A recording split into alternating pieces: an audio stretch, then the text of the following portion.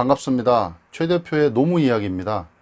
오늘은 퇴사 시 챙겨야 할 것들이라는 주제로 말씀을 드려볼까 합니다.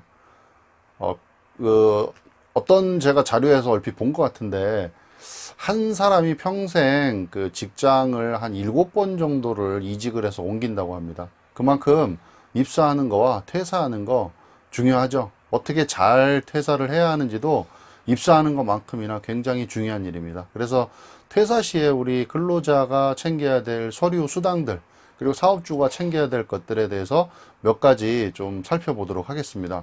첫 번째는 여러분들이 가장 많이 얘기가 나오는 것 중에 하나가요, 이거죠.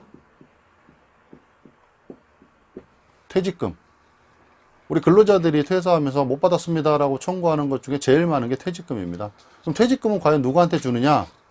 모든 사업장에 주죠. 모든 사업장, 한 명이라도 근로자가 있는 모든 사업장에 일하는 근로자는 퇴사 시에 퇴직금을 받게 되는데, 그 조건은 첫 번째가 일주일에 15시간 이상 일하는 근로자가 대상이 되겠고요. 그 다음에 당연히 1년 이상 일한 근로자가 퇴직금을 받을 수 있게 되겠죠.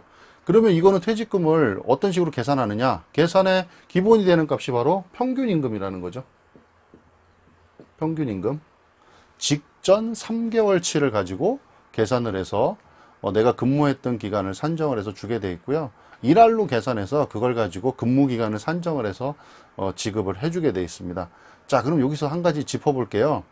그 퇴직금은 직전 3개월치가 기준이 되는데, 자, 그러면 몇 월 달에 퇴사하는 게 가장 유리할까요? 우리 한번 생각해 볼까요? 자, 우리 1년 중에 그 월의 날짜가 좀 적은 달이 하루 있죠. 한 달 있죠.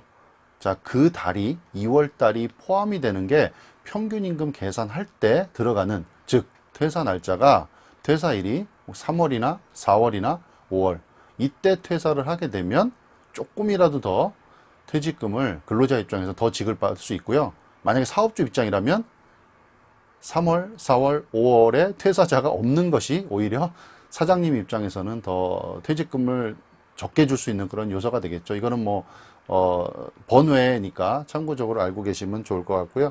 그 다음에 만약에 퇴직금을 14일 이내에 지급하지 않게 되면 요것도 그 이후에는 또 이자를 물 수가 있기 때문에 반드시 모든 금품 청산은 14일 이내에 이루어져야 한다는 것도 좀 참고적으로 알고 계시면 좋을 것 같습니다. 자, 그 다음에 두 번째는요, 주휴수당을 못 받는 근로자들이 꽤 많습니다. 생각보다. 자, 그럼 주휴수당은 지급해주는 기준이 뭐냐? 모든 사업장에 다 해당이 되는데, 요거는 근로자가 일주일에 15시간 이상 일하는 근로자들에 대해서 주휴수당이라는 걸 지급을 해주게 돼 있죠. 그리고 당연히 일주일 동안 결근 없이 잘 출근을 해야지 주는 거고요. 자, 그 다음에 요 주휴수당은 과연 그러면은 얼마냐? 지금 현재 2018년 시급을 기준으로 한번 계산해 보면 7,530원이죠, 지금. 7,530원. 7,530원으로 계산했을 때 주휴수당은요, 예를 들어서 일주일 5일 동안 일했을 때 하루만큼을 더 주는 게 주휴수당이기 때문에 대략적으로 20%입니다, 20%. 그래서 만약에 7,530원으로 계산할 때는 주휴수당이 얼마 되느냐? 1,506원. 시급으로 했을 때 1,506원만큼을 받을 수 있는 거고요. 여기다가 내가 일한 그 하루에 일한 시간과 그 다음에 일한 날짜를 곱해서 계산하시면 내가 주휴수당을 얼마를 못 받았구나, 얼마를 받을 수 있겠구나 계산하실 수 있겠죠. 내년에는 8,350원으로 오르면 대략적으로 주휴수당이 시급으로 얼마 정도 되냐면요, 1,670원 이렇게 됩니다. 그러니까 최저임금에 추가적으로 주휴수당까지도 받을 수 있습니다. 조건은 일주일에 15시간 이상 근무하는 직원들을 대상으로. 자, 그 다음에 세 번째는 뭐냐면 연차수당.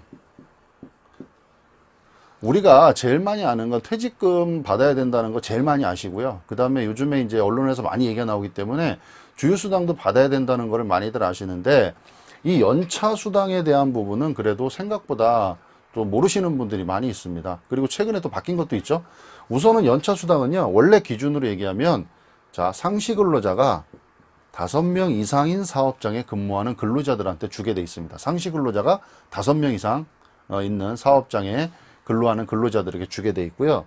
자, 그 다음에 1년 이상 일을 하면 15일의 연차 휴가를 지급을 해줬습니다. 그리고 기존에는 1년 미만의 근로자들은 내가 내년에 써야 될 15일에 연차에서 하루씩을 땡겨서 쓰는 개념을 했는데, 이번에 바뀌었죠. 이번에 전부 바뀌어서 한 달을 근무하면 하루만큼의 연차 휴가가 생기는 겁니다. 그러니까 내가 3월에 입사해서 한 달을 근무하면 4월이 되면 연차 휴가가 하루가 생기는 겁니다. 근데 내가 그거를 쓰지 않았어요. 그러면 퇴사할 때 그거를 수당으로 청구를 할 수가 있다는 겁니다. 그리고 1년이 지나면 15일이 다시 생기는 거고, 이렇게 해서 연차 휴가, 연차 수당을 받지 못한 그런 근로자들은 연차 수당도 추가적으로 지급받을 수 있다는 거 참고적으로 알고 계시면 좋을 것 같고요. 그 다음에 근로자들이 이제 다른 회사에 취업을 하거나 취직을 할 때 이제 필요하게 될 경력증명서도 미리 좀 퇴사할 때 챙겨 두시는 것도 좋겠죠. 경력증명서 이런 것들은 미리미리 또 챙겨 두셔야겠죠. 나중에 뭐 다시 회사 찾아가서 떼주세요 하기가 뭐 서로 불편할 수도 있는 상황이 생기니까. 자, 그 다음에 경력증명서 이런 것들이 이제 근로자들이 챙겨야 될 거라면 사업주들은 어떤 것들을 챙겨야 할 것이냐. 사업주들은 근로자가 퇴사할 때는 내가 해고를 한 경우도 있고 근로자 스스로 퇴사한 경우도 있을 겁니다. 그걸 이제 내가 해고한 거는 대부분 권고사직이라는 그런 단어를 쓰는데요. 권고사직. 사장님이 직원을 해고해서 잘랐다는 거죠. 쉽게 얘기하면. 권고사직을 하면 이제 실업급여를 받을 수가 있겠죠. 실업급여를 받으려면 반드시 권고사직을 해야 됩니다. 자, 그럼 또 한 가지 방법은 뭐냐? 본인 스스로가 나가는 거죠. 이때 뭘 써야 되냐? 사직서를 씁니다. 사직서. 자기 스스로 내가 퇴사를 했다라고 사직서를 쓰고 나갑니다. 사직서를 쓰게 되면 실업급여는 받지 못하는 거죠. 사직서를 쓰면 실업급여는 받을 수가 없습니다. 그래서 본인 스스로가 퇴사를 해서 나가는 경우에는 사장님은 반드시 직원들한테 사직서를 받아 놓으셔야 됩니다. 이게 나중에 뭐 부당해고 청구가 들어온다든가 할 때 뭐 이게 활용될 수 있는 서류이기 때문에 직원이 퇴사하게 되면은 반드시 사직서 받아 놓으시고요. 그 다음에 또 하나는 뭐 퇴직금, 주휴수당, 연차수당 이런 것들을 내가 지급을 하게 되면 지급했다는 지급명세서가 있을 겁니다. 지급명세서. 뭐 쉽게 하면 영수증 같은 개념이 되겠죠. 내가 금품을 어떻게 지급을 했다라는 그 서류. 그래야지 나중에 뭐 혹시나 문제가 생겼을 때 또 사장님들도 대비할 수 있는 그런 것들이 되겠고요.